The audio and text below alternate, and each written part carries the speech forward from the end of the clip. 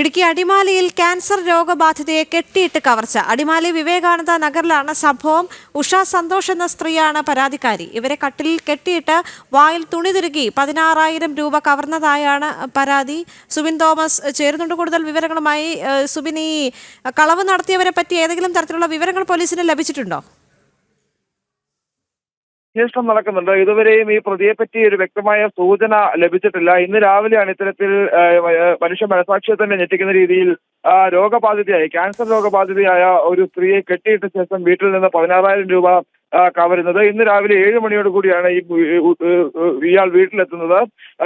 അടിമാലി സ്വദേശിയായിട്ടുള്ള ഉഷയുടെ വീട്ടിലാണ് ഈ മോഷ്ടാവ് എത്തുന്നത്. ഉഷ ഇന്നലെ ഇത്തരത്തിൽ ഈ ക്യാൻസറുമായി ബന്ധപ്പെട്ടുള്ള ചികിത്സയ്ക്ക് ശേഷം ക്ഷീണിതയായി കിടക്കുകയായിരുന്നു.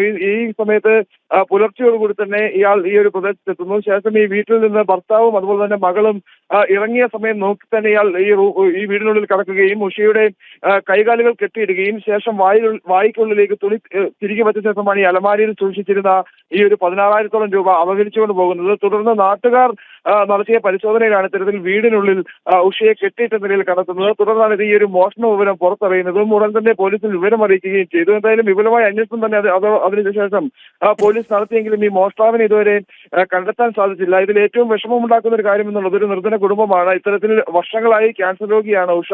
ഈ സുമനസ്സുകളുടെ സഹായം കൊണ്ട് മാത്രമാണ് ഈ ഉഷയുടെ ചികിത്സകൾ നടന്നു പോയിക്കൊണ്ടിരുന്നത്. ഇത്തരത്തിൽ ആളുകളിൽ നിന്ന് ചികിത്സയ്ക്കായി പിരിച്ചു സൂക്ഷിച്ചിരുന്ന പണമാണ്, ആളുകൾ നൽകിയിരുന്ന പണമാണ് ഇത്തരത്തിൽ ഈ ഒരു മോഷ്ടാവ് അപഹരിച്ചുകൊണ്ട് പോയതെന്നുള്ളതാണ് ഏറ്റവും ദുഃഖമുണ്ടാക്കുന്ന ഒരു കാര്യം. നിലവിൽ ഇപ്പോഴും ആ ഒരു അന്വേഷണം നടക്കുന്ന ഈ മോഷ്ടാവിനെ കണ്ടെത്താൻ കഴിയാത്തൊരു സാഹചര്യം. ഈ അടിമാലിയുടെ ഈ ഒരു പ്രദേശം കേന്ദ്രീകരിച്ച് മുമ്പും ഇത്തരത്തിൽ ഈ ഒരു മോഷ്ടാക്കൾ എത്തിയിരുന്നു. മുമ്പ് മുഖംമൂടി ധരിച്ച ഒരാൾ രാത്രികാലങ്ങളിൽ ഈ ഇറങ്ങി നടന്ന ഒരു പ്രദേശം കൂടിയാണ് ഈ അടിമാലിയിൽ ഈ മോഷണം നടന്ന ആ ഒരു സ്ഥലം. അതുകൊണ്ട് തന്നെ ഈ മേഖലയിൽ മുമ്പും പോലീസിന് കൃത്യമായ പരിശോധനകൾ അല്ലെങ്കിൽ നിരീക്ഷണം വേണമെന്നൊരു ആവശ്യം അവിടെ നിന്നുള്ള ആളുകൾ വെച്ചിരുന്നു. പക്ഷേ അത്തരത്തിലുള്ള ഒരു പെട്രോളിംഗ് അവിടെ ഉണ്ടായിരുന്നില്ല എന്നുള്ളതാണ് നമുക്ക് മനസ്സിലാക്കാൻ സാധിക്കുന്നത്. നടത്തിയിരുന്നില്ല. ഇതിന്റെയൊക്കെ ഒരു ഫലം എന്നുള്ളതാണ് നിലവിൽ ഇപ്പോൾ ഈ ഒരു വീടിനുള്ളിൽ ഇത്തരത്തിൽ രോഗാവസ്ഥയിലുള്ള ഒരു സ്ത്രീയെ കെട്ടിയിട്ട ശേഷം ഈ ഒരു മോഷണം നടന്നത് എന്നുള്ളതാണ്. എന്തായാലും പോലീസ് വിപുലമായ അന്വേഷണം നടത്തുന്നുണ്ട്. ഉടൻ തന്നെ പ്രതിയെ കണ്ടെത്താനാകുമെന്നുള്ളതാണ് പ്രതീക്ഷ. ശരി.